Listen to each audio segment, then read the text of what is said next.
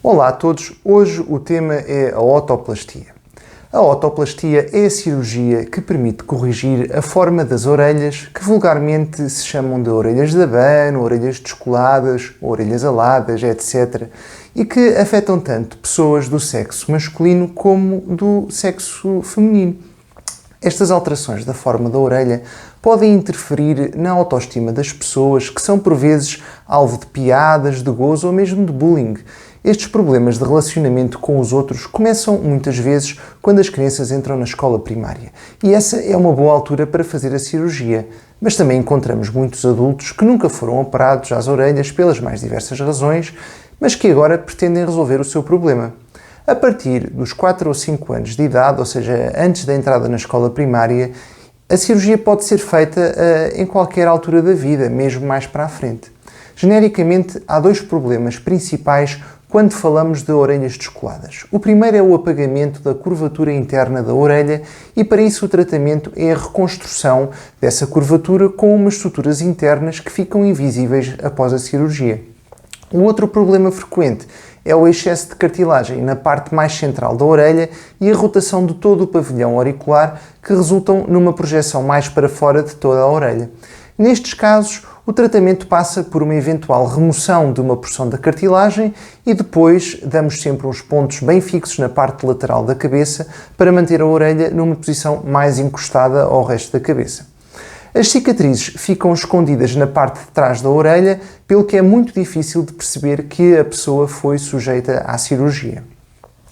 Nas crianças, a otoplastia tem sempre de ser feita com anestesia geral, porque elas não toleram ficar acordadas e serem operadas, mas no adulto, nos casos mais simples, é possível realizar a cirurgia com anestesia local.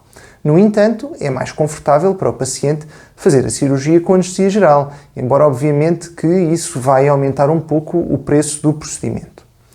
Também já terão ouvido falar acerca de soluções para refazer a curvatura da orelha com pequenas peças que se aplicam diretamente na cartilagem e que podem ser feitas estas cirurgias ou tratamentos com anestesia local.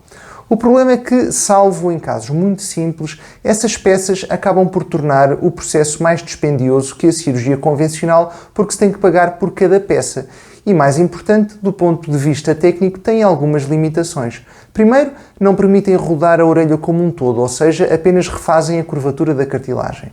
Por outro lado, essas peças são palpáveis e podem mesmo tornar-se visíveis em relevo nas peles mais finas.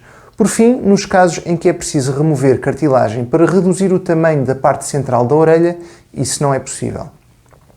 Em relação à recuperação da otoplastia, pode regressar para casa no próprio dia, mesmo que tenha sido feita com anestesia geral. Vai para casa com uma banda elástica para ajudar a manter a posição das orelhas nas primeiras 4 semanas e depois disso já pode fazer toda a sua atividade sem qualquer limitação. Os resultados mantêm-se ao longo da vida e geralmente as pessoas ficam muito contentes com o efeito que é produzido, tanto a nível estético como na sua sensação de autoestima e de autoconfiança.